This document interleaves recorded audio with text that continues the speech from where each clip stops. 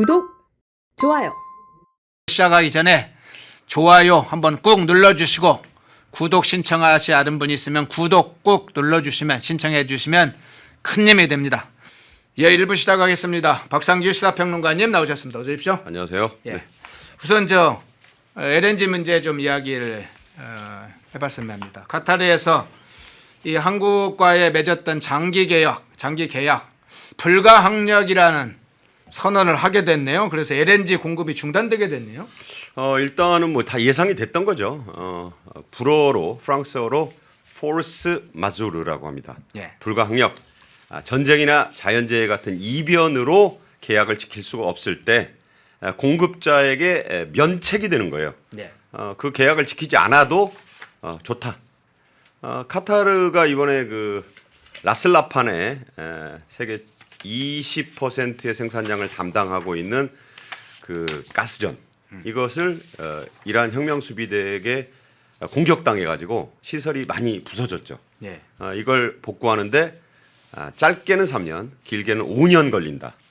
아주 시설이 이 가스전은 유전하고 달라서 기름 퍼다가 이렇게 정지하는 것보다 훨씬 더 정교한 시설이 필요합니다. 네. 그래서 이게 망가지면은 그렇게 복구에 오래 걸려요. 그런데 이제 한국 뭐 또 다른 나라들 중국도 포함되어 있고 이런 나라들에 대해서 장기 계약 5년짜리 장기 계약을 맺고 공급을 해 왔는데 이게 시설이 망가져 가지고 3년 5년간 복구를 해야 되니까 불가항력 조항에 해당이 된 거예요. 그래서 계약 해지를 선언했습니다. 이렇다는 얘기는 이제 한국이 카타르에서 LNG를 들여올 지금 수가 없게 됐다. 이재명 정권은 뭐 대체 수입원이 또 있다. 뭐 이렇게 말을 하고 있지만 우리가 많은 양을 들여오는 이 카타르 LNG가 못 들어오게 됐다는 건 첫째 무슨 문제가 야기되느냐. 수급의 문제를 떠나서 가격이 문제인 것이에요. 예. 이게 이제 그 정도의 양이 공백이 오면은 막 이 물량을 구하기 위해서 이제 막 다툼이 벌어집니다. 예. 경쟁이. 네. 그러면 뭐가 되죠? 값이 올라간다. 그래서 카타르 LNG는 수급이 문제가 아니라 문제는 가격이야 이 바보야. 과거에 이제 클린턴 미국 대통령이 있어서 유명해졌던 말. 예. It's a economy stupid. 예, 문제는 가격이다 이 바보야. 그 말은 이 바보가 누군지는 뭐 해석을 다 하면 여러분이 아실 거예요. 그래서 대체 수급원을 찾는 게 문제가 아니라 폭등한 LNG 값을 뭘로 감당할 것이냐가 문제인 것이에요. 그래서 이 LNG는 한국 발전에서 왜 중요하냐? 자, 원전도 있고 수력도 있고 화력도 있고 석탄도 있어요. 그런데 한수원의 전기료를 결정하는 변이는 뭐냐? LNG예요, LNG. 이게 마지막 그 변수이기 때문에 이 LNG 값이 비싸지면 전기료도 올라요. 그게 이제 생물의 그 종의 법칙에 나오는 가장 부족한 인자가 전체의 생장을 결정한다는 말이 있어요. 네. 그런 것과 비슷하게 이해하시면 된다. 아무튼 카타르의 불가항력은 이제 공식 선언이 됐고 카타르 LNG를 대체할 거를 이재명 정권이 찾아낸다 해도 값이 비싸서 문제다. 네. 이 얘기를 드립니다. 예. 우선 좀 이어가기 전에요. 댓글을 한번 잠깐 보겠습니다. 이산타나라는 분의 댓글을 차단을 해 주세요. 도배하고 막 이런 식으로 하는 건 차단을 미리 해 주시기 바랍니다. 이산타나. 자, 그런데 이 LNG 지금 수급 문제가 나왔는데 가격 문제가 상당히 심각할 것이다. 대체 연료가 생긴다고 그래서 이 문제가 해결되지 않는다. 또 에너지를 조금 다른 곳에서 LNG를 더 가져온다고 해결되지 않는다. 그러면 이게 6개월도 아니고 이게 한 5년 정도 지금 예상되잖아요. 5년까지 가면 이재명도 이제 대통령이 아니니까 5년은 말이 예. 안 되는 것이고 예. 이 말이 좋아서 5년이지 이제 카타르산 LNG는 잊어버려야 돼요. 안 들어오는 거죠. 네. 그렇게 되면 대체 수입선을 찾는데 거듭거듭 말씀드리지만 비싸다. 아니 싸야 엄마 떡도 사 먹는다잖아요. 그런 유명한 말이 있어요. 그렇다면 카타르 LNG를 대체할 싸고 좋은 LNG가 있느냐? 현실적으로 찾아보기 어려워요. 네. 알래스카에서 LNG를 들여오면 되는데 미국하고 우리가 지금 사이가 좋지 않잖아요. 네. 그러면 러시아산 LNG를 들여와야 되는가? 그러면 이런 것들이 다 누구의 관할이냐? 미국 관할이에요. 미국이 뭐가 그렇게 예쁘다고 한국의 값싼 LNG를 러시아산을 끌어다 대주든 자기네 알래스카산을 팔 것인지 저는 심히 걱정이 됩니다. 그러니까 LNG의 수급이 문제가 아니라 LNG의 가격이 거듭 문제다. 비싸면 소용이 없어요. 예. 지금 뭐 한 1,000원 하던 거를 3,000원에 사가라고 하면 2,000원에 사가라면 그 쉽게 사갈 수 있습니까? 사면 또 가격이 오를 거 아니에요. 그렇겠네요. 중요한 건 경제에서 중요한 것은 수급의 문제만이 아니라 값이다. 비싸면 소용없다. 이 얘기를 하는 거예요. 예. 자, 다른 상황으로 한번 바로 이어서 넘어가 보겠습니다. 트럼프 대통령 지금 계속 이란과 관련된 여러 소식을 지금 전하고 있는데 그 중에 하나가 이란의 15개 요구사항을 지금 전달했다. 관련된 협의가 상당히 진척되고 그 성과가 나오고 있다. 이제 그 중에 선물 받았다는 내용도 주위에 이제 있는데 그 전에요. 1개월 휴전, 한 달간 휴전 문제가 나왔고 15개 요구사항이 나왔네요. 그러니까 전쟁이 누가 유리하게 가고 있는가를 알 수가 있는 거죠. 6개 조건을 세분화해서 15개가 됐다는 것은 미국이 이 전쟁을 끝내줄 테니 요구를 들어달라는 게 6개가 15개가 됐으니까 2배가 넘죠. 네네. 줄줄이 달린 거예요. 네. 이건 무슨 뜻이냐? 미국이 지금 전쟁을 이기고 있기 때문에 그냥 합의해 줄 수 없어. 그냥 멈출 수 없다는 뜻이 됩니다. 우크라이나와 러시아가 전쟁을 했는데 러시아가 이 동부의 돈바스크라든가 이런 데를 많이 뺐으니까 협상 조건이 달라졌잖아요. 예. 영토 더 내놔라. 포기하고 가라. 전쟁이란 그런 것이에요. 이런 쪽이 아쉽게 돼 있어서 6개가 15개로 확 늘어난 거다. 자, 내용을 봅시다. 확보한 핵 능력 해체해라. 저게 가장 굴욕적이죠. 무기 싹 내놔. 무장 해제. 2번. 이란 내 핵물질의 농축, 저농도 농축 우라늄을 전면 금지해라. 매우 굴욕적이죠. 옷 다 벗어란 얘기예요. 그렇군요. 팬티까지 벗어라. 기존 농축 물질을 IAEA에 이관해라. 저건 말이 좋아서 저거지. 미국이 가서 회수해 올 테니까 다 내놔라 이 소리예요. 그러네요. 그다음에 저기에 안 나오는데 원심 분리기 사찰을 허용해라. 다 보여줘라는 거예요. 다 속살까지. 하나도. 감옥 가면 왜 그 발목 잡고 뒤로 엎드리잖아요. 네네. 항문 속까지 들여다보라는 거잖아요. 제가 왜 이런 아침부터 냄새나는 표현을 쓰냐면 이란 보고 그렇게 하라는 거예요. 다 까발려라. 다 내놔라. 원심 분리기는 농축 우라늄 시설의 핵심 중에 핵심입니다. 북한은 이거 끝끝내 안 내놨잖아요. 그래서 탄두를 만드는 데 성공했는데 이란은 그 단계로 넘어가는 걸 절대 용납하지 않겠다는 거예요. 그걸 이해하셔야 되고 그다음에 해체해라. 자, 나탄즈, 이스파한, 포르도 작년 6월에 미드나잇 해머 한밤중에 망치 작전으로 3곳을 박살을 냈는데 그래도 완전히 못 부셔가지고 지금 거기 숨어서 계속 만든다는 게 이제 이번 전쟁의 이유가 되지 않았습니까? 네. 그거를 해체해라. 디스멘틀. 완전히 그냥 없애라 이 소리예요. 누구 손으로? 니들 손으로. 자결하라는 거지. 그러고 이제 대리 세력. 이게 누구냐? 3대 악의 축을 돕는 세력이 있죠. 레바논 남부의 헤즈볼라. 이게 한 6만 명 넘는 준 무장 병력. 그건 열심히 이스라엘이 공격 중입니다. 지금도 때리고 있어요. 예. 한 1,000명 죽었어요. 그다음에 이제 팔레스타인의 하마스 지하 땅굴 파고 지금도 암약하고 있는 그다음에 또 해적 있죠? 네. 저쪽 오만 쪽에 있는 소말리아의 예멘 후티 반군. 네. 이 세 세력에 이란이 혁명 정권이 알리 하메네이 때부터 석유판 돈 대줬는데 이거 대주지 마라 이 소리예요. 저런 것만 보면 과거에 이 불평등 조약 중에서도 불평등 조약이 생각납니다. 이란 입장에서 보면 하나같이 받을 수 없는 거예요. 그냥 항복하란 소리야. 그다음에 중요한 얘기. 호르무즈 항해 구역을 개방하라. 말이 좋아서 공동관리. 트럼프와 모스타바가 공동관리하자고 그러는데 말이 좋아 공동관리지. 그냥 미국이 절반을 갖겠다. 그러니까 절반의 그 통행권을 갖겠다. 근데 처음에는 공동관리로 시작해요. 네, 네. 그러다가 나중에 다 이제 뺐습니다. 그런 것까지 저는 내다 보이고 그다음에 탄도미사일의 수량 사거리를 제한한다. 자, 2가지예요. 한 5,000기, 6,000기 갖고 있었다고 했는데 1,000기 이하로 줄여라. 거의 이것도 무장 해제죠. 그냥 권총이나 차고 다녀라 이거예요. 그다음에 사거리 2,000km 사거리밖에 없다고 뻥쳤는데 이번에 인도양에 있는 디에고 가르시아 4,000km밖에까지 미사일 2발 날려서 한 발은 요격되고 한 발은 중간에 떨어졌어요. 그러네. 미국이 그걸 봤기 때문에 예. 이런 거짓말쟁이 녀석들 당장 사거리도 제한한다. 이 밖에도 많아요. 그런데 이 15개 조항을 보노라면 이란이 받기가 참 어렵겠다. 하나하나가 다 그러네요. 예. 뭐 그래요. 그러니까 이 말은 항복문서에 사인하라는 소리입니다. 네. 자, 미국의 대가도 한번 보시면 한번 볼까요? 미국의 대가. 미국이 그럼 뭘 줄 수 있느냐 하는 문제도 동시에 언론에 좀 나왔던데 지금 세 가지 일단 나온 것은 두 가지고 제일 밑에 있는 것은 이제 하부 이반시와 관련된 문제인데 저 두 가지 문제도 한번 좀 해설을 해 주시죠. 자, 모든 경제 제재를 해제해라. 지금 이란이 계속 해온 얘기는 전쟁 배상금을 내놓으라고 하잖아요. 예, 그랬죠.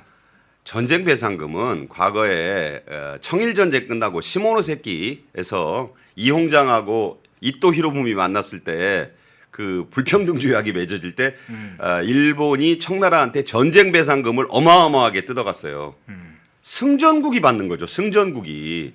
패전국이 무슨 전쟁 배상금을 내놓으라는 거예요. 그거는 아마 그 이란의 혁명수비대라든가 잔당들에게 자존심 지키려고 하는 소리예요.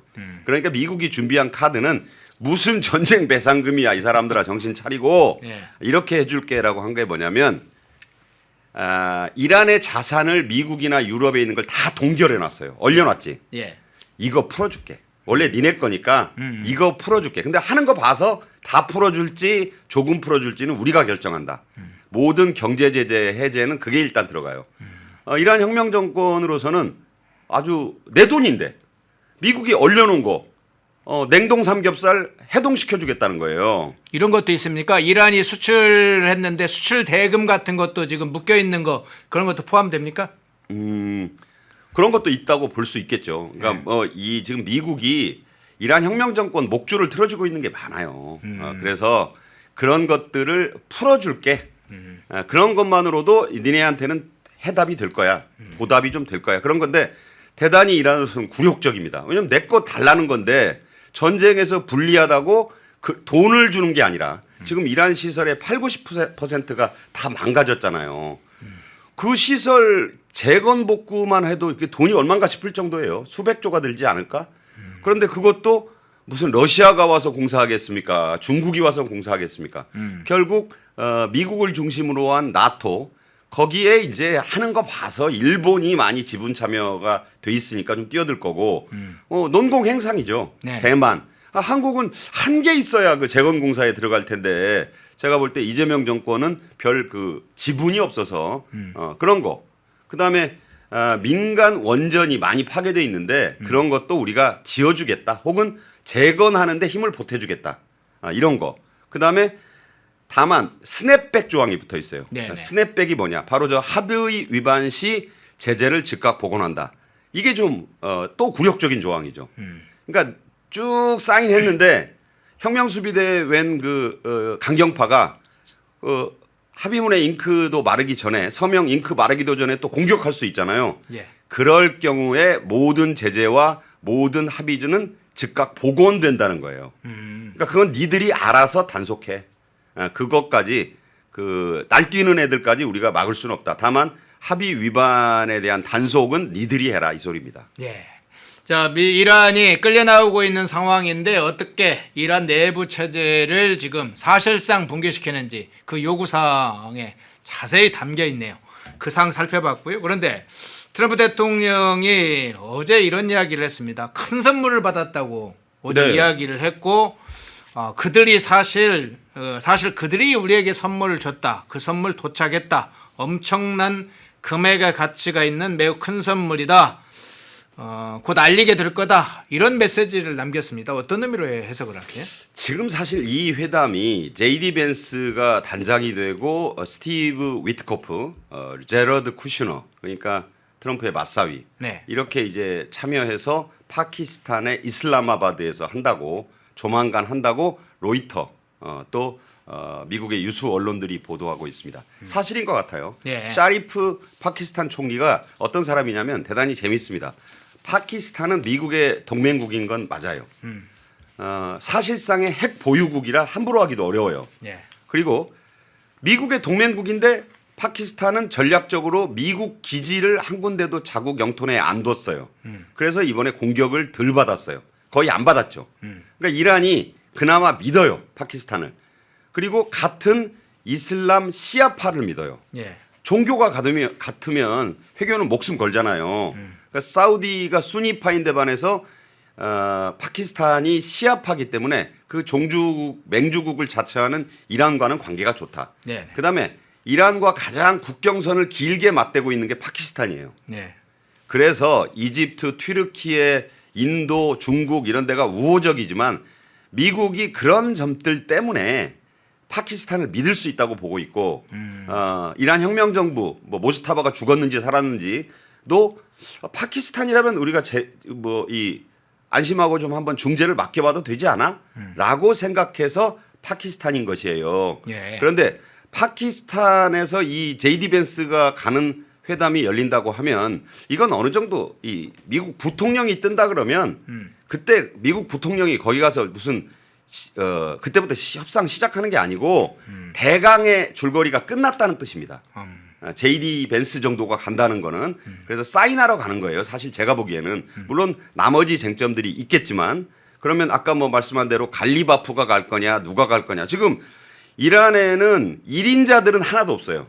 2인자 아니면 3인자예요. 그러니까 이 사람들이 누가 갈지 뭐 이름 긴 무슨 뭐 알리가 어떻고 모하마드가 어떻고 그 뭐 다 중요한 사람들 아니고 이란을 그나마 대표할 수 있는 사람은 3사람밖에 없다. 미국이 지목한 갈리바프 의회 의장 6년째 하고 있는 사람. 이 사람 실용적 보수주의자입니다. 테헤란 시장도 했고 혁명수비대 장군도 했고 재밌는 경력은 대선에 3번 나와서 3번 떨어졌어요. 예. 그래가지고 무슨 뜻이냐면 권력 의지가 있구나. 어. 근데 머리는 돌아간다. 돈과 권력의 의지가 있고 이해를 한다. 한마디로 무작정 그 강경파가 아니다.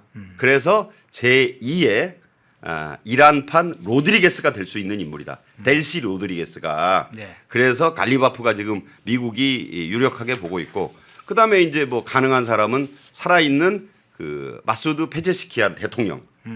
근데 이건 강경파가 별로 안 믿어요, 이 사람을. 네. 그다음에 이제 아바스 아라그치 외무장관인데 격이 좀 낮죠. 장관급이 나설 일은 아니다. 미국 같은 대국에서 부통령이 온다는데 장관이 나가면 수행원은 될 수 있을지 몰라도 그 마주 앉을 상대는 중량감이 떨어진다. 그래서 갈리바프 설이 지금 유력한 가운데 자 1개월 휴전 얘기가 이미 나왔어요. 예, 그랬죠. 이건 무슨 얘기냐면 영어로 ceasefire 사격을 잠깐 중단하자는 거예요. 휴전하고 좀 다른 개념. 총을 좀 쏘지 말고 한 달 있어 보자. 하마스 때 많이 했던 거잖아요. 한 달간 좀 보자 이거예요. 근데 이건 누가 환영해야 되냐면 이란이 환영해야죠. 압도적 공격으로 지금도 테헤란 등 주요 도시에 미사일이 떨어지는데 깜짝깜짝 놀라지 않겠어요? 그렇게 보자면 시스파이어는 이란이 반길 일이다. 그다음에 이 트럼프 대통령이 말한 우리에게 석유 가스 관련된 엄청난 선물을 줬다. 제가 보기엔 결국 호르무즈와 관련된 뭔가 선물이 아니겠는가. 그렇습니다. 공동 요구권을 어느 정도 수용하는 말이 나오지 않을까. 지금 이 호르무즈는요. 목이 바짝 조여 있는 게 지금 3개 부대가 내일 모레까지 배치를 끝내요. 82 공수 사단의 하르그섬 투입. 그다음에 반다르 아바스를 비롯한 그 앞에 있는 그 이란 소유의 섬들. 네. 뭐 많이 있잖아요. 뭐 아부무사 뭐 케삼 뭐 몇 개 있잖아요. 네, 거기를 시리 뭐 여러 가지가 있죠. 거기를 가는 게 30일 해병 원정대와 10일 해병 원정대. 막강합니다. 양쪽 다 한 2,500명씩 5,000명. 경항모 5, 6척. 언제라도 떠가지고 상륙할 수가 있는 준비가 끝났어요. 근데 그게 딱 언제냐면 트럼프 대통령이 설정한 5일간의 유예가 끝나는 시점하고 맞물려요. 그래서 양동작전이다. 기만전술이다. 시간 벌기다. 뭐 이렇게 좌파 언론들이 공격을 하는데 저는 아까 우리 허영커도 그 얘기를 하지만 아니 전쟁은 원래 기만이고 원래가 오락가락이고 상대방에게 안 알려줘요. 그러네요. 뉴스 브리핑하고 하는 전쟁이 있습니까? 네. 오늘 저녁에는 A 지점을 때릴 테니 대비하십시오. 이런 전쟁 봤어요? 기습이 전쟁의 요체다. 다카이치 만나가지고 트럼프 대통령이 했다는 그 일본 기자가 물어보니까 일본 기자가 좀 무식하게 물어본 거죠. 아니 기습에 대해서 왜 일본에게 안 알려줍니까? 아, 이 사람아 1941년에 진주만 때릴 때 니들은 알려줬남? 그때 때리고 나서 30분 뒤에 알려줬어요. 예. 국제법은 그때 일본 제국주의자들이 위반한 것입니다. 아, 기자도 좀 알아야 돼요. 아무데나 그 기자가 아니다 이런 생각을 해봤습니다. 예. 박봉희님 후원 고맙습니다. 자, 그런데 그 장면이 지금 재현되는 장면을 한번 좀 더 이 부분은 이 각도에서 한번 좀 살펴보겠습니다. 트럼프 대통령은 지금 이란과 관련된 여러 가지 제안들에 관해서도 공개를 하고 있고 어떤 것들이 현재 진척되고 있고 이란이 어떤 것에서 사실상 굴복해 가고 있는지를 공개하고 있는데 이란 입장에서는 어떤 협상이나 대화도 없었다 뭐 이런 이제 입장을 밝히고 또 직접 앞서 얘기했던 이 갈리바프도 손사래를 치고 있어요. 이런 상황은 어떤 측면에서 해석을? 그러니까 그 좌파 언론들이 예. 이게 참 제가 늘 말씀드리지만 달을 보라고 했으면 성철 스님과 그 이전에 중국의 유명한 선사들이 대사들이 달을 봐야지 왜 손가락을 보냐고요. 아, 갈리바프가 그러면 거짓말했습니까? 아니에요. 갈리바프가 한 말을 정확히 전해드리면 미국과 직접 협상하지 않았다. 가짜 뉴스다. 직접 협상 안 했어요. 누가 직접 협상했대? 근데 왜 그렇게 그걸 가짜 뉴스라고 하느냐? 간접 협상했잖아요. 파키스탄을 통했던 오만의 외무장관 그 전에 썼던 방식 아니에요? 알리 하메네이 살아있을 때 누군가를 통한 indirectly 한 방법 간접적으로 협상을 했다. 전화 통화도 했고 그러면 그거는 그 갈리바프 입장에서는 강경파들이 자기 그래도 아니 뭐 형님 너무 그렇게 미국에 굴욕적으로 협상하면 안 됩니다. 이럴 거 아니에요. 이를테면 그랬을 때 그런 사실이 이제 서방 언론에 보도가 되니까 아니 협상 그렇게 했어요? 하고 물어보면 이 사람아 무슨 협상을 해 내가 통화는 왔더라. 메시지는 왔더라. 네. 그렇게 인정해요. 이게 지금 그러면 협상을 한 거지. 아니 그래서 지금 나온 얘기가 대면 협상을 금년간 한다잖아요. 페이스 투 페이스 협상은 페이스 투 페이스만 협상이 아니고 이메일 오가는 것도 협상이고 예. 누군가 중재자 방자가 가운데서 왔다 갔다 하는 것도 협상입니다. 그런 점에서 그게 가짜 뉴스다. 이라는 즉각 그 협상 사실을 부인했다. 순진한 거예요. 좀 멍청한 거예요. 아니 기자들이 왜 그런 정도의 분석도 못하죠? 나는 이 기존의 언론들 종편 지상파에 나오는 교수 기자들이 그런 분석하고 앉아 있는 거 보면 참 한심합니다. 아니 간접 협상도 협상이다. 이제 대면 협상을 하려고 한다. 그리고 지금 모즈타바한테도 살았다고 전제한다면 물어봐야 될 거 아니에요. 네네. 얼굴이 망가졌는지 다리가 부러졌는지 모르지만 그래도 최고 지도자니까 가서 물어도 봐야 될 거고. 그다음에 뭐 그 지금 그 2, 3인자들이 들어선 그 각 분야별 이 혁명수비대, 바시즘 민병대 이 지금 잔당들 그 수장들하고도 얘기를 해봐야 될 거 아니에요. 야 이렇게 내가 이렇게 좀 협상하고 사인해도 되겠어? 그런 시간이 필요할 것 아닙니까? 예. 그때까지는 갈리바프도 협상을 했다, 합의했다라고 말하기 어려운 것이죠. 대신에 트럼프는 약간의 블러핑이 필요한 거예요.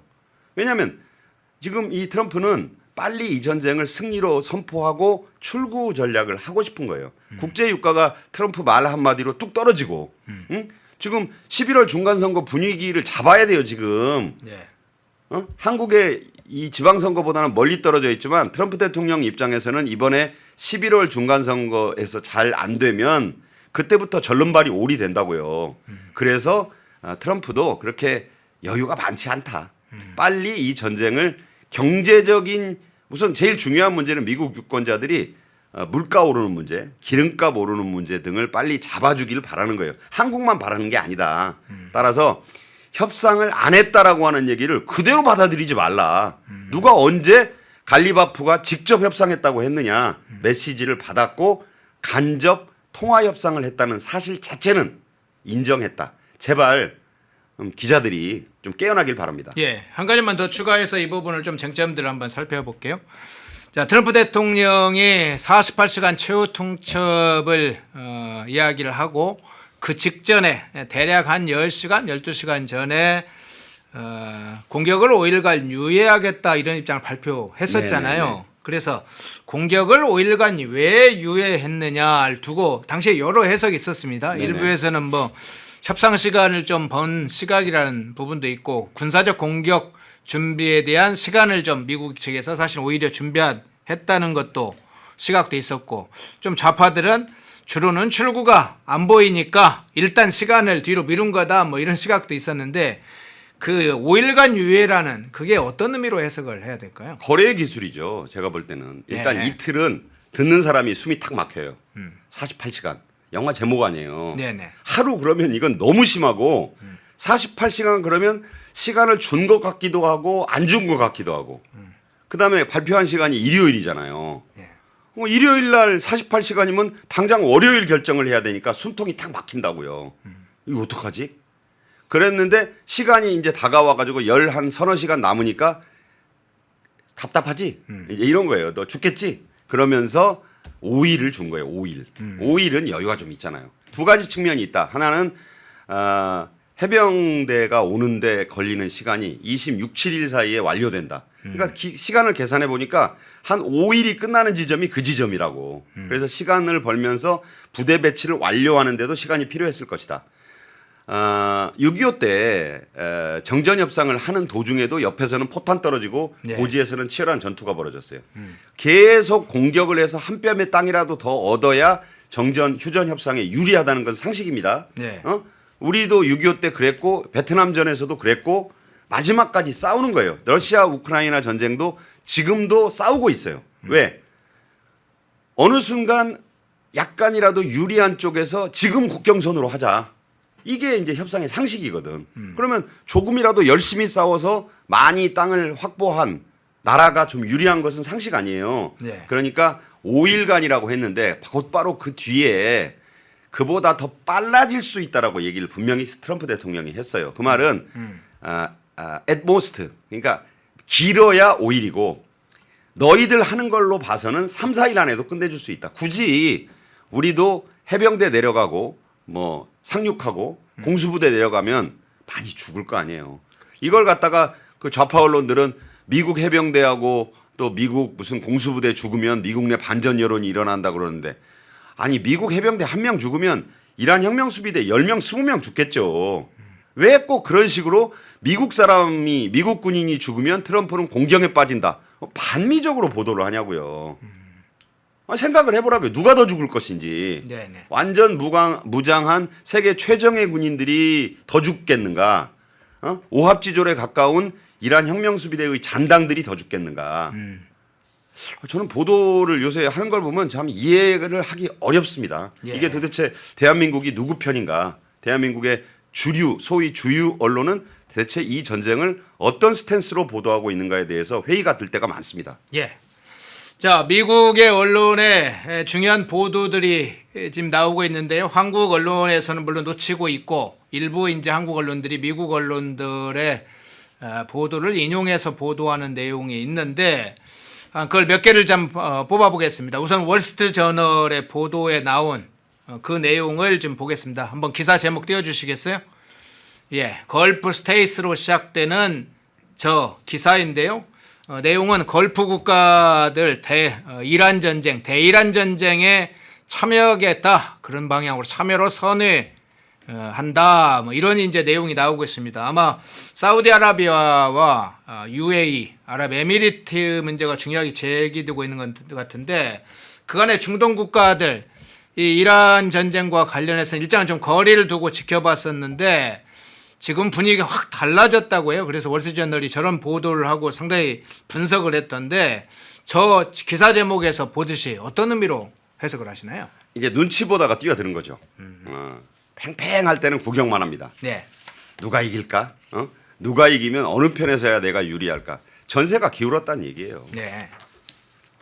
눈 터지게 이 눈치 싸움을 하다가 지금 유럽도 마찬가지예요. 마르크 루이터 나토 사무총장이 한국, 일본을 포함한 22개 연합을 지금 결성하자고 호소하는 것도 대세가 기울었다.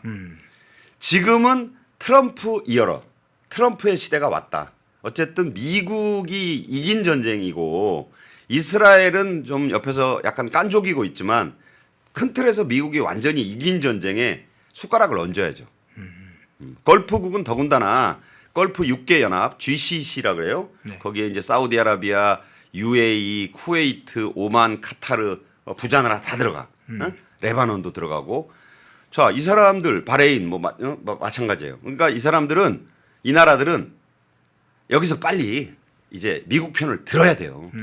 그래서 과거에 2차 세계대전 때도 소련이 끝까지 눈치 보다가 마지막에 참전해가지고 독소전쟁, 레닌그라드 전투에서 나치를 물리치고 전승국의 지위로 오르잖아요. 네. 스탈린이 눈치를 보다가 마지막에 히틀러의 힘이 빠지니까 전쟁에 참전하지 않습니까? 네. 다 그렇게 하는 거예요.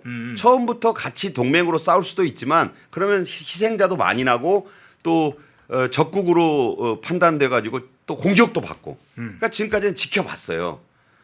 유럽도 그다음에 이 걸프 연안국들도 지켜봤는데 이제 이슬람 혁명 정권이 맛이 갔다. 그리고 미국이 다 이긴 싸움이다라고 보니까 참전을 선언하는 거예요. 이제 전승국 명단에 올라야죠. 네. 전승국 명단에 올라야 전리품을 나눠 갖지 않습니까? 이제 제가 보기에는 이 스포일스 전리품을 나누는 단계를 보는 거예요. 빈살만이 머리가 좋잖아요. 돈 냄새도 잘 맡고. 자, 이제 이란의 재건 사업이 눈에 들어오기 시작했다고도 볼 수 있고 돈으로 보이기 시작하는 거예요. 이제 예. 이 이란의 전후 재건 복구 사업이랄지 지금 아까 석유 가스와 관련해 엄청난 선물을 받았다고 하는 거는 호르무즈 해협의 공동 관리권 제가 보기엔 하르그 섬이라든가 이란의 그 주요 요충지 네. 그다음에 이미 공격을 받았던 사우스 파르스 가스전 이 복구를 지금 이란 기술로 할 수가 없어요. 그러면 미국이 누군가와 함께 거기 들어가서 복구 사업이 돈이 얼마겠어요. 네네. 3년 5년짜리 뭐 무슨 한국 원전 사업 못지않은 지금 이게 돈덩어리입니다. 그걸 보고 지금 뒤늦게 참전을 해야죠. 해서라도 최소한의 참전으로 최대의 효과를 거둘 수 있는 이제 전리품 싸움이 지금 벌어지고 있다고 저는 생각하고 이재명 정부도 이재명 정권도 머리가 좀 있으면 지금 내부 단속만 할 게 아니라 큰 판을 좀 봐야 됩니다. 돈을 벌어야죠. 중동에서 근로자들만 가서 돈 버는 게 아니다. 그런 말을 하고 싶네요. 예. 시청하시면서 좋아요 깜빡하신 분들이 좀 많은 것 같습니다. 좋아요 깜빡 하시는 거 한번 꾹 눌러주시죠. 좋아요 꾹 눌러주시면 큰 힘이 됩니다. 자, 그런데 지금 이제 사우디아라비아나 아랍에미리트 같은 중동국들이 참전하는 문제 또는 참여하는 문제에 관련해서 한편으로도 관심을 이제 가지고 있는 이제 정치 세력들이나 국가들이 있는데 지금 말씀하는 것처럼 전세는 사실상 기울었고 전승국 명단에 포함되고 싶은 문제도 제기를 하셨는데 그런데 시간은 뭐 어쨌든 많지는 않습니다. 그런데 만일 이 사우디나 UAE 그리고 중동 국가들이 어쨌든 최종적으로 종결되기 전에 어떤 참전을 하거나 지원하는 양상으로 간다면 전세 이제 중동 전세도 그렇고 지금 전쟁 문제도 그렇고 향후 지정학적 중동의 이제 지정학적 변화에 어떤 영향을 줄지 그 부분도 좀 주목 해볼 것 같은데 어떠세요? 사우디가 제일 관심이 많겠죠. 왜냐하면 이란이 이게 좀 껄끄러운 라이벌이었어요. 예. 시아파의 맹주인 이란, 수니파의 맹주인 사우디. 사우디는 친미 국가였고 이란은 뭐 거의 50년 가까이 반미 국가에 선봉했었어요. 사우디 입장에서는 이 중동의 맹주가 되고 싶겠죠.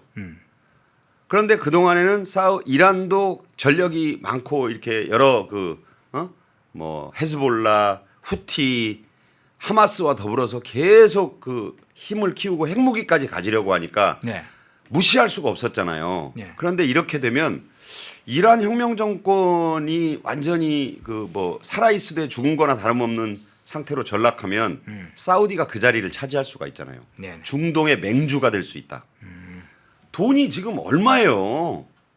홍해와 그 이 호르무즈 해협까지 이루어지는 거기 그 석유, 네. 가스 이 사업에 대한 이권이 엄청납니다.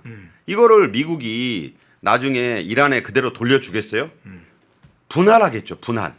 예를 들어서 이란에 지금 가지고 있는 수많은 그 석유 가스전에 선물을 엄청 받았다고 하는 거는 공동 소유권을 주장하고 나설 수 있어요. 예. 그럼 미국만 들어가는 게 아니라 그때 전쟁 때 도와주고 참전도 하고 군사기지도 아낌없이 빌려주고 한 나라들에 대해서 지금 치부책을 다 쓰고 있다고 봐야죠. 사우디 기여도 얼마. 아니 트럼프 대통령 자신이 거래 기술의 달인이에요. 예. 그러면 도와준 데에 따라서 비례의 법칙을 적용하지 않겠는가.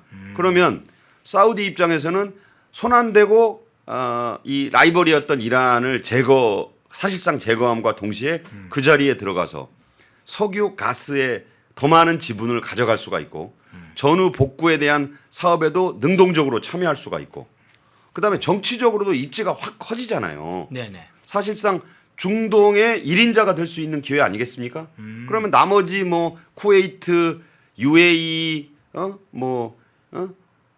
카타르, 오만 이런 나라들도 따라가는 거죠.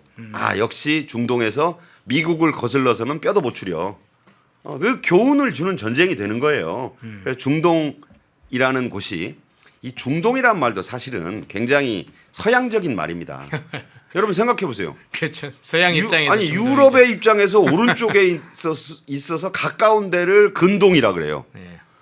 조금 떨어져 있는 게 중동이에요. 예. 그게 유럽의 시각이에요. 그래서 한국을 뭐라 그럽니까? 극동이라 그러죠. 멀리 떨어져 있다고. 중국이 지네 나라를 가운데라고 그래서 중화라고 부르면서 주변국들을 전부 오랑캐 취급하는데 사실 중동이니 극동이니 하는 말이 별로 좋은 말이 아니다. 예. 여러분들 주체 사상을 또 북한 얘기하면 안 되니까 예. 주체 의식을 갖고 보면 미들 이스트란 말 자체가 서양인들이 만들어낸 말이기 때문에 이 중동의 역사가 제 편이 될 거예요. 그리고 이스라엘도 이번에 저렇게 열심히 싸우는 이유가 나라를 세워서 했는데 늘 괴롭힌 나라의 1번이 옛날에는 이집트였고 네. 그 다음이 이란인 거예요. 네. 그래서 네타냐후가 저렇게 이란을 말살시키려고 막 하는 이유는 영원히 다시는 이스라엘을 넘보지 못하게 아주 이빨을 다 뽑고 손발을 부러뜨리겠다는 생각이 있지 않을까 저는 그렇게 봅니다. 예. 자, 월스트리트 저널을 먼저 봤는데요. 워싱턴 포스트 한번 보도도 한번 살펴보겠습니다. 자, 엔리스트로 시작되는 저 기사 내용은 이렇습니다. 미국의 천연가스 수출업체들과 관련된 건데 이란 전쟁에서 적어도 하나의 승자가 있다. 하나의 승자가 등장한다. 뭐 그런 이제 제목의 기사입니다. 거기서 이제 이 천연가스 수출업체들 이야기가 나오는데 호르무즈 해협이 봉쇄되면 아무래도 여러 가지 타격을 받고 특히 아시아 국가들이 에너지 수급 문제 때문에 차질을 빚는다, 타격을 받는다. 이게 이제 일반적으로 다 알고 있는 상황인데 미국의 이 LNG, 액화 천연가스 오늘 카타르 문제도 좀 터졌습니다만 미국의 이 LNG 수출업체들이 최대 수혜자다. 뭐 이런 내용인 것 같습니다. 자, 다시 한번 그걸 보고 말씀드리죠. At least one winner. 최소한 하나의 승자가 emerges, 출현한다. 네. 이란 전쟁으로부터. 그게 누구냐? 클론, US Natural Gas Exporters. 미국의 천연가스 수출업자들이다. 이게 어딜 말하느냐? 알래스카 말하는 거예요. 알래스카에 어마어마한 지금 이 천연가스가 매장돼 있잖아요. 네. 자, 이란의 전쟁으로 인해서 20%를 차지하는 카타르 가스전이 망가져가지고 빨라야 3년, 길어야 5년 동안 복구를 해야 된다. 어디선가 찾아서 가격 경쟁이 벌어져서 지금 세계 LNG 값이 폭등하게 생겼는데 네. 저는 여기서 갑자기 김선달 생각이 나요. 네. 미국이 지금 김선달이 돼가고 있어요. 매점매석을 할 수가 있다는 거지. 모자라면 찾게 돼 있습니다. 뭘 찾아? 지금 현재 세계에서 천연가스를 파는 나라는 딱 이제 중동 빼면 두 나라밖에 생각이 안 나요. 미국하고 러시아. 근데 러시아도 뭐 말이 좋아서 강대국이지 미국의 눈치를 봅니다. 이번에 러시아산 원유도 미국이 풀어준 거잖아요. 네. 한 달간. 여러분이 무슨 중국, 러시아가 대단한 그 미국의 위협이 되는 것 같은데 러시아산 기름도 미국이 풀어주니까 파는 거예요. 이건 잘 아셔야 되고 중국은 이번에 정말 아무것도 아니라는 게 다시 한번 드러났지만 알래스카산 이 LNG에 이제 모든 눈과 귀가 집중될 수밖에 없다. 한국 정부가 이재명 정권이 알래스카산 그 LNG 그 관세 무역 협상할 때 얼마나 발을 뺐어요. 예. 저거 뭐 동토의 땅에다가 돈만 쏟아붓고 아무 언제 개발될지 모르고 가성비 낮고 이제 아니라는 거죠. 중동이 적골이 났기 때문에 알래스카산 LNG가 세계 최고로 이제 각광을 받을 수밖에 없다. 여기에 이번에 다카이치가 가서 찜을 했어요. 예. 저는 그런 것도 외교력이라고 봐요. 예. 거기까지 내다봤다고는 못하지만 일본은 뭔가 이게 일을 전반적으로 크게 잘 볼 줄 알아요. 그러니까 그런 거 하면 누구는 거의 그 이 정저지와 수준이야. 그냥 하늘에 뚫어진 하늘만 보고 뭐 계속 부동산 문제 얘기하고 뭐 지금 오부제 얘기하고 사실 그거 행안부 국장이 할 얘기인데 지금 뭐 단속한다 그러고 무슨 노인분들 65세 이상 노인분들 그 지하철도 출퇴근 시간대 제한하는 방안 검토해봐라. 아니 이게 웬 때 아닌 노인 평화입니까? 그리고 65세 이상 저도 뭐 65세 별로 안 남았어요. 젊게 보여서 그렇지. 저도 한 3년 있으면 2, 3년 있으면 거기 동참하는데 아니 65세 이상 노인분들이 지하철 놀러만 타고 다닙니까? 저도 지하철 타고 출퇴근하는데 등산복 입고 누가 봐도 인근 도봉산 놀러 간다고 여겨지는 분들 많지 않아요. 그 탁상공론이에요. 다 그분들도 아침부터 택배 회사 가서 지하철 택배 하시고 이런 실버 그 근로자들이 많으세요. 네네. 근데 왜 젊은 사람만 일하러 간다고 생각하고 그 무료로 승차하는 65세 이상 노인들에 대한 출퇴근 시간 대중교통 특히 지하철 운행을 제한하는 문제를 검토해봐라. 왜 그런 말을 하죠? 이게 저금 보면 과거에 뚱뚱한 김용민, 예. 뚱뚱한 김용민이 있었잖아요. 네. 지금 말하는 법사위 김용민 말고 그때도 노인 폄하, 정동영, 나이 든 분들은 뭐 투표할 필요 없다. 유시민 65세인가가 넘으면 뇌가 썩는다. 제가 할 때 지금 유시민은 그 나이가 됐기 때문에 뇌가 다 썩어 문드러졌어야 돼요. 그런 식으로 얘기를 하면 안 되죠. 다 늙습니다. 에브리바디는 다 노인이 되는 거예요. 왜 그런 얘기를 했는지 이해할 수가 없다. 네. 예. 자, 마침 LNG 문제가 나왔으니까 유가 환율 문제로 한번 좀 넘어가 볼게요. 지금 이제 그간엔 국제 유가가 어떻게든지 문제, 환율과 코스피는 좀 뒤에서 다시 하더라도 국제 유가 문제를 상당히 중요하게 계속 고찰해 왔는데 이제는 LNG 문제를 굉장히 중요하게 또 동시에 봐야 될 것 같은데 어쨌든 국제 유가의 변동 문제가 계속 크고 작게 계속 있는데 이 상황을 지금 서부 텍사스산 문제나 브렌트유 문제들 염두에 두고 어떤 상황으로 보세요? 자, 오늘 지금 국제 유가 제가 다시 한번 띄워왔습니다. 네. WTI 서부 텍사스산 중진유 북미의 기준 원유죠. 네. 배럴당 87.63달러. 와, 엄청 내려갔어요. 내려간 비율이 5.11%. 이거 트럼프 덕분이에요. 트럼프 작전이 성공한 거죠. 미국의 정치적 그 기름값이라는 게 있어요. 네네. 미국은 우리하고 단위가 좀 다른데 이 4달러가 넘으면 그 김영철 씨가 얘기했던 4달러. 네. 4달러가 넘으면 대통령이 위험해요. 그래서 이 4달러를 막아야 되는데 이렇게 되면 4달러 밑으로 내려간 겁니다. 87달러 63센트.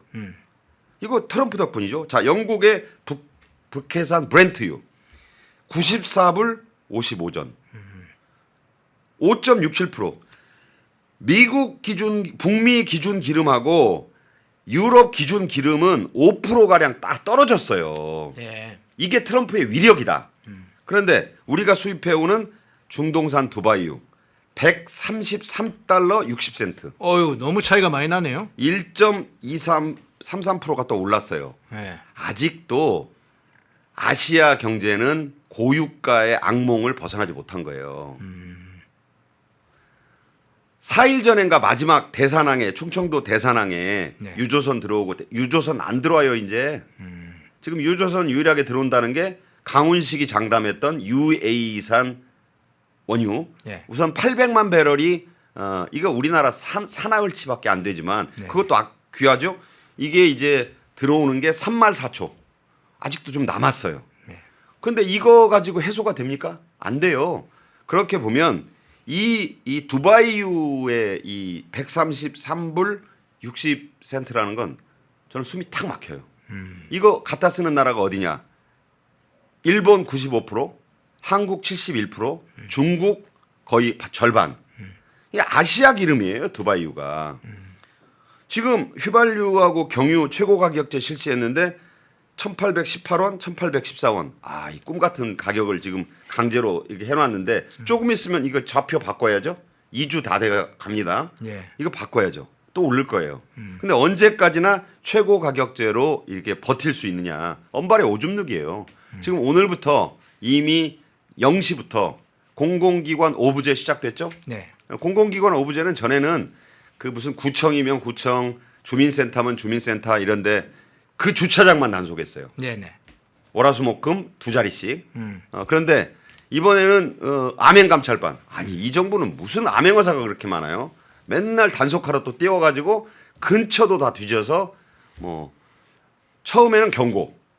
두 번, 세 번 누적되면 징계를 이제 뭐 점수를 계속 적어가지고 이제 인사 불이익 주겠죠. 네 번 하면 징계한다. 보면 이렇게 강제적인 방법으로는 이게 쉽지가 않아요. 응? 그래서 물론 에너지 절약을 정부 차원에서 하는 건 필요하고 좋습니다. 그러나 이렇게 해서 아낄 수 있는 기름 제가 놀랐어요. 공공기관 오부제 해가지고 기름 얼마나 아끼는가 놀라지 마십시오. 3,000배럴 아낀대요 하루에. 3만 배럴도 30만 배럴도 아니고 네. 그 눈물 찔끔이에요. 하루에 한 280만 배럴 거의 300만 배럴을 쓰는데 3천 배럴이요. 그렇죠. 280만 배럴, 290만 배럴 쓰는 나라에서 3,000 배럴 예. 물 한 컵 분량이다.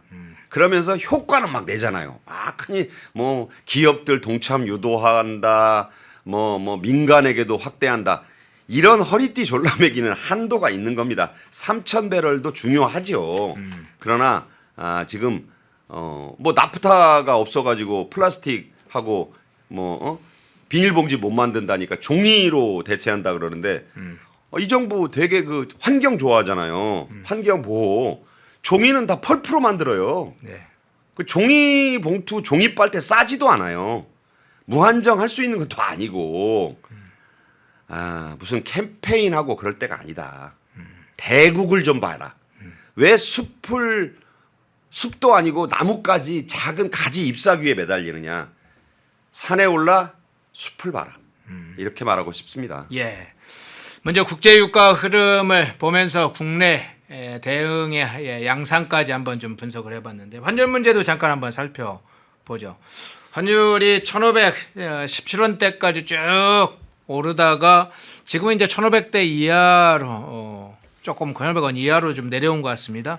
환율이 아주 급속하게 올라오면서 특히나 이제 이 중동 정세의 영향도 받지만 트럼프 대통령 영향도 이 원달러 환율도 영향을 받는데 지금의 상황은 어떻게 해석을 하세요? 지금 보니까 하나은행 기준 환율 1,493.40. 네. 그다음에 신한은행 환율 1,494.3.30. 뭐 증시에서 고시하는 그 환율을 좀 보니까 증시는 1,492원 80전 좀 안정은 됐어요. 네. 그런데 이제 1,490원대도 안정이라고 생각을 해야 되는군요. 사람들이 맞다 보면 그렇게 돼요. 맞다 보면 맞다 보면 잔매에 녹아버린다고. 예. 우리가 이게 경제가 돌아가려면 1,360-70원대 환율이어야 돌아가요. 돈을 번다고요. 옛날이요. 지금은 거기에 100원이 더 붙었다가 1,500원이 뉴 노멀이에요, 사실은. 이거 지금 내가 볼 때 국민연금이라든지 연기금이 열일하고 있다고 봐요. 아마 열심히 뛸 거예요. 그런다면 좋은데 달러가 자꾸 줄 거 아니에요. 달러가. 네. 그러니까 우리 달러 보유고가 주는데 저렇게 이 큰 흐름에서 환율 문제가 풀려야지. 그때 1,500원은 괜찮고 1,493원은 뭐 안 괜찮고 그런 거 있습니까? 비슷해. 도끼는 개끼니 그럴 때 쓰는 말이에요. 지금 어차피 한국은행도 그렇고 국책연구기관들조차 한국경제의 마지노선을 1,480원으로 봐요. 네. 1,480원을 넘으면 제가 말씀드렸잖아요. 벚꽃 피면서 물가 항등이 온다고. 올해 벚꽃과 이 꽃 피는 계절은 잔인할 것이다. 이미 원자재 값이 오르고 있어요. 네. 그거 가지고 추경 한 20조 남는 거 가지고 다 막을 수 있는 그런 물가도 아니고 제가 볼 때는 이런 식의 환율이 되면 우리나라 이번에 올해 경제 성장률 전망치는 1% 초반까지 떨어질 거라는 게 전문가들의 지금 분석인데 1% 초반까지 떨어지면요 마이너스에 마이너스. 물가 상승률 감안하면 경제 잘한다는 정권이 물론 전쟁 때문 아니야? 야 뭐 이건 천재지변이야. 불가항력이야 또 그렇겠죠 정권에서는. 그렇지만 그럴 때 잘하는 게 진짜 실력이다. 누구 평화시에 세금 써가지고 증시 올리고 뭐 세금 썼다는 단어는 아니지만 그건 누구나 할 수 있어요. 그런데 진짜 어려울 때 힘들 때 유지 혹은 올리는 게 진짜 실력이다. 이제 좀 실력을 좀 봤으면 좋겠는데 별 기대는 안 합니다. 예. 지금 중소기업들 오늘 아침에 뉴스를 들어보니까요. 이 환율 문제 때문에 영업 적자가 굉장히 누적되고 있다고 합니다. 이제 한 2개월 단위로 대금을 결제를 하는데 지금 환율이 너무 높아져 가지고 이제 오히려 한 5%, 7% 이렇게 영업이익을 얻었는데 환율이 거꾸로 2배 적자를 내게 되는 상황이 됐다. 특히나 환율에 대처하기 어려운 기업일수록 더 심각한 상황이다. 이런 이야기도 좀 뉴스에 나오던데. 자, 그 장면 살펴봤고요.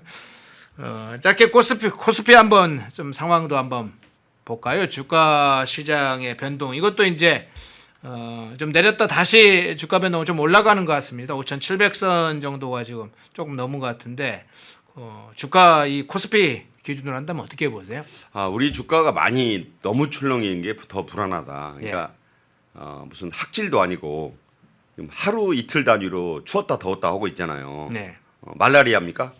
이게 무슨 뜻이냐면 지금 전체적으로 단타가 너무 심하다 그래요. 네. 이게 주가가 안정이 돼야 장기 투자, 중기 투자를 하는데 지금 다들 이 불안하니까 지금 훌륭한 삼성전자, SK 하이닉스조차 단타를 치고 있다는 얘기가 들리잖아요. 그만큼 하루살이 같은 주가가 지금 이어지고 있다. 그러니까 오늘 아침에 끝난 뉴욕 증시가 좀 떨어져서 좀 불안할 것 같았는데 워낙 많이 떨어지니까 반발 매수세가 지금 유입됐다고 전문가들은 그러더라고요. 네. 그러니까 이런 것이 문제는 계속 흐름이 유지가 안 될 테니까 국민들이 투자자들이 불안하니까 지금 B2로 그 빚을 내서 신용융자 받아서 투자한 사람들의 수익률이 마이너스 20%가 다 넘었대요. 네. 그러니까 빚내서 투자한 사람들의 입장에서는 죽을 맛이다. 그러니까 자기 돈으로 투자를 해야 되는데 특히 젊은이들 중심으로 일자리는 없고 부동산으로 돈 벌 능력은 안 되고 그냥 주식에 올인하면서 기왕 이렇게 뛰어든 것 빚내서 하자. 그래가지고 신용융자에 이거 잔뜩 끌어다가 투자했는데 이게 지금 자꾸 출렁이면 결국은 장기적으로 중기적으로 잃게 되잖아요. 신용융자의 위험은 3일 만에 무조건 반대 매매를 당한다는 거. 그래서 지금 그래프 자체가 불안해요. 네. 올라갔다 푹 떨어졌다 올라서 조금 가다 푹 떨어지고 오르는 듯하다 또 떨어지고 롤러코스터. 저게 지금 보면 이게 어디 용인 에버랜드의 그 궤적 비슷하죠? 네. 어디 많이 보던 것 같지 않습니까? 위험한 거예요. 저런 그래프는 좋지 않다. 네. 네. 자, 이슈를 좀 바꿔보겠습니다. 북한 문제 좀 간단하게 한번 좀 다뤄보겠습니다. 김정은이 이제 2월에 9차 노동당 전당대회 이후에 최고인민회의 전원회의를 했죠. 거기에서 시정연설이라는 형태로 연설을 했습니다. 대외정책과 관련한 북한식 표현으로 이제 대외정책을 발표를 했는데 가장 주목되는 부분 중에 하나가 미국도 있습니다만 이재명 정부에 대해서 한국 정부에 대해서 어떻게 한국에 대해서 이야기했는 이 부분이 굉장히 향후에 중요한 변수가 될 것으로 보여서 이 문제 한번 이야기를 잠깐 하겠습니다. 김정은이 지금 이렇게 얘기했어요. 그거 한번 띄워주시겠어요? 한국을 가장 적대적인 국가로 공인한다. 가장 명백한 언어와 행동으로 철저히 배척하고 무시하면서 다루어 나갈 것이다. 이렇게 나갔어요. 적대적인 국가뿐만 아니라 향후에 어떻게 하겠다까지 지금 나왔는데 일단 저 발언의 배경이나 의도 이 부분은 어떤 차원에서 보세요? 저는 뭐 북한 문제 전문가는 아니니까 네. 고매한 북한 문제 전문가들의 글과 분석을 좀 읽어봤더니 네. 뒷배가 있어서 저러는 것이다. 러시아와 중국을 믿는 거죠. 옛날에는 뭐 중국과 친하다가 중윤이 뭐니 다 중국에서 받아서 조중 우이교인가 거기로 다 뭐 사치품도 받고 기름도 받고 생필품도 받다가 좀 뜸했잖아요. 네. 그러다가 이제 러시아에 착 달라붙어 가지고 우크라이나 전쟁에 10,000명 넘게 파병해서 수천 명 뭐 전사 핏값으로 러시아로부터 여러 가지 군사 기술 또 드론 기술 이런 거 잔뜩 받아서 푸틴이라는 큰 형님한테 좀 또 의지하다 보니까 중국이 이거 계속 이대로 놔두면 우리가 또 북한에 대한 영향력을 잃겠는 걸 이러면서 중국도 잘해주고 네. 이걸 또 김정은이 잘 활용을 해서 이 두 따거들을 잘 조정을 하는 것 같아요. 이쪽에 좋은 척했다가 저쪽에 좋은 척하고 그러니까 두 형들이 그런 줄 번연히 알면서도 북한을 한쪽에 넘겨주게 되면 영향력이 줄어드니까 서로 잘해주다 보니까 러시아하고 중국이 그렇게 딱 자기들 지켜주고 있고 또 트럼프가 어쨌든 자꾸 만나자 그러잖아요. 네. 이제 이게 왜 중요하냐? 트럼프가 북한의 실수를 반복하지 않으려고 이란을 저렇게 명렬히 때리는 겁니다. 과거에 민주당 계열, 미국 민주당 계열의 대통령들, 오바마, 그 이전에 클린턴, 또 그 뒤에 조 바이든까지 북한을 놔먹였잖아요. 핵시설을 전략적 모호성이라는 개념으로 그 지금 우리 이재명 정권도 전략적 모호성 되게 많이 좋아하는데 네. 이게 좋은 게 별로 아니죠. 뭘 모호합니까? 지금은 이 세계 질서 자체가 네 편 내 편을 요구하는 회색지대를 싫어하는 그런 외교 판도로 바뀌고 있는데 어쨌건 그런 좌파 정권들이 미국의 좌파 진보 정권들이 북한을 놔먹이는 바람에 움직일 수 없는 핵국가가 됐잖아요. 북한이 미국이 트럼프가 왜 김정은을 만나려고 하느냐 이유는 딱 하나예요. 한국에 관심이 없어요. 방사포니 뭐니 북한이 갖고 있는 무기로 부산 마라도까지 다 공격권이에요. 무슨 문제를 미국은 사실 한국이 큰 관심이 없어요. 미안한 얘기지만 네. 나도 한국 살지만 자기네 나라로 ICBM이 날아오는 게 겁나는 거죠. 지금 북한이 계속 괴물 화성 13, 화성 14 하는 게 뭐냐. 사거리 2만 미터짜리 ICBM을 자꾸 쏘잖아요. 그게 무슨 뜻이냐. LA 캘리포니아 해변에 떨어지고 동부까지 날아가 가지고 뉴욕 워싱턴에 떨어진다잖아요. 그거는 막아야 될 거 아니에요. 트럼프가. 네. 그래서 무슨 김정은이 예뻐서 보자는 게 아니고 달래야 되니까 김정은이 트럼프는 그래도 또 자기가 체제 유지를 위해서 만나야 되고 그러니까 뒷배는 든든하고 자기 상대는 트럼프 그러니까 페이스메이커 필요 없는 거예요. 페이스메이커 하겠다고 하는 지금 한국 정부 필요 없는 거죠. 정동영이 뭐라고 하건 이종석이 뭐라고 하건 심지어 이재명이 뭐라고 해도 됐어. 트럼프가 나 직접 보고 싶다잖아. 무서울 게 뭐 있겠어요. 그러니까 더 세게 나가는 거야. 저건 대내적인 메시지도 있어요. 야, 우리 이 수령이 한국에 대해서 저렇게 자존심을 세우는구나. 저게 이 이탈 주민들에 대한 것도 되죠. 야, 가장 적대적인 국가로 공인해. 가봐야 니네 끝장이야. 대내적인 메시지도 있다. 그 뒷배는 중국과 러시아다. 그리고 트럼프와 직접 이談판을 할 수 있는 ICBM을 갖고 있어서 한국 정부가 안중에 없는 것이다. 이렇게 네. 요약합니다. 예, 마지막 그러면 이 질문으로 그러면 지금 최근에 이재명 정부가 출범한 이후에 뭔가 김정은한테 환심을 살려고 하는 의도도 있었던 것 같고요. 뭐 형식적으로는 남북관계 개선을 목표로 한다는 목표도 있었던 것 같은데 그 과정에서 평양 무인기 침투 사건과 관련해서도 우리가 잘못했다 이렇게 공개적으로 공식적으로 북한에 사과를 하고 한미 연합훈련 관련해서도 실기동훈련 안 할 정도로 축소작전을 하고 각종 이런 작전을 북한에서 좋아할 만한 일이야 하고 계속 환심을 살 만한 일정한 굴욕적으로 느낄 만한 굴종적으로 느낄 만한 일을 하잖아요. 이재명의 이런 이제 북한 대처가 있는데도 북한은 김정은은 저런 태도로 나오고 있습니다. 이 대처법이 성공하리라고 이재명 정권이 생각했다고 보시나요? 어떻게 생각하세요? 뭐 허영커의 그 우려는 전 충분히 공감이 됩니다. 예. 다만 점수 낼 데가 없죠. 외교 점수를 낼 데가 없어요. 가장 중요한 미국과의 관계는 불편 그 자체지. 미국이 상대도 안 해주잖아요. 네네. 지금 이번 주에 위성락 국가안보실장이 미국 갔다는데 예. 어느 언론도 심지어 친 이재명 정권도 안보실장 위성락이 미국 간 얘기를 보도하지 않고 있습니다. 예. 왜? 가서 할 일이 없어요. 지금 루비오가 위성락 만나서 뭐 해줄 얘기가 뭐 있겠죠. 전쟁이 지금 급한 판국에 왔냐고. 실제로 위성락은 4박 5일간 워싱턴 DC에 머물면서 루비오를 만나지 못하고 온 적이 있습니다. 빈손 외교, 홀대 외교에 익숙해요.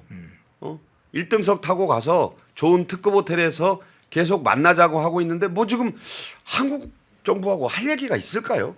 왜냐하면 USTR 미 무역대표부의 301조 조사는 차관급인 제이미슨 그리어가 이미 시작했어요. 네네. 아주 깐깐한 워싱턴 DC의 변호사입니다.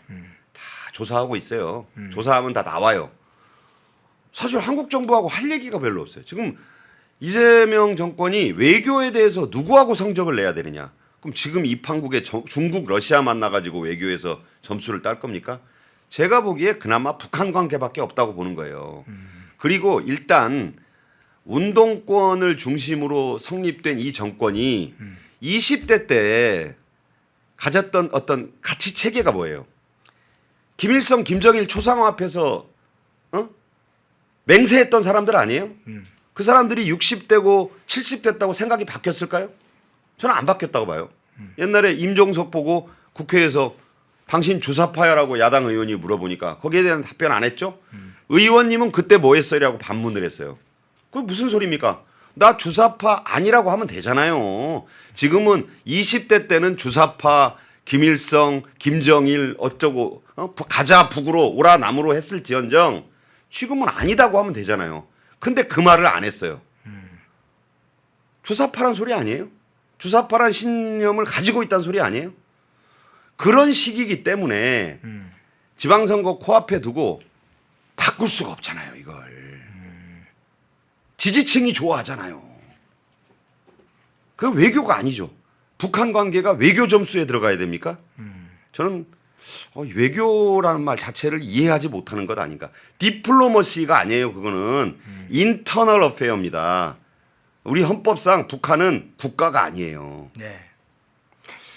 예, 김정은의 시정연설 대외정책이라고 북한의 방식으로 적대적 두 개 국가를 선언한 그 조건 하에서 나온 그 발언들을 관해서 마지막으로 분석을 해봤습니다. 1부 박상규 시사평론가님이었습니다. 고맙습니다. 감사합니다.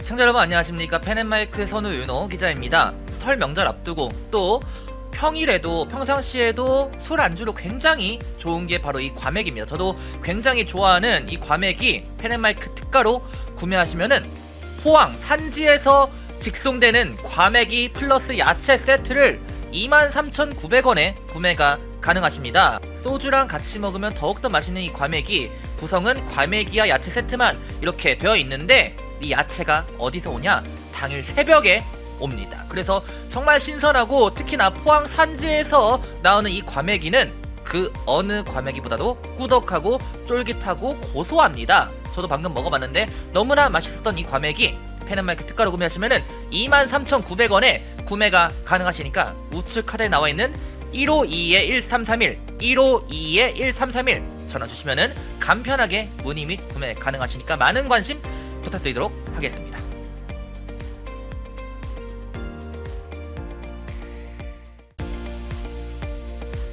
시청자 여러분 안녕하십니까. 펜앤마이크 선우윤호 기자입니다.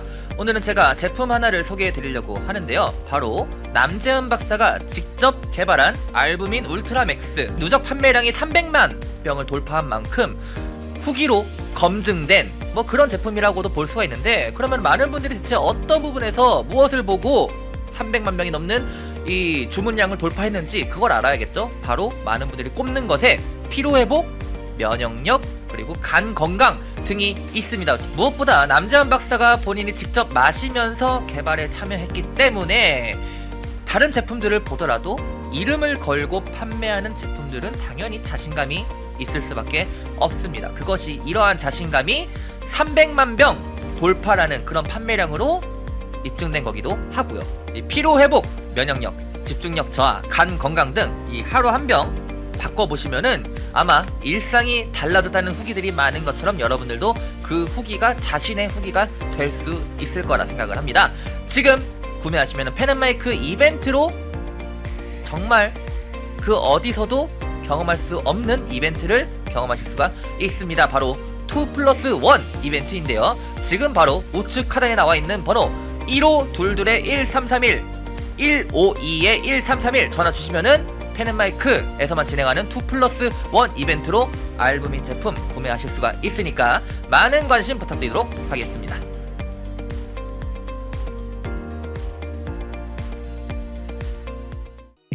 펜앤마이크에서 추천하는 영상도 보고 가세요.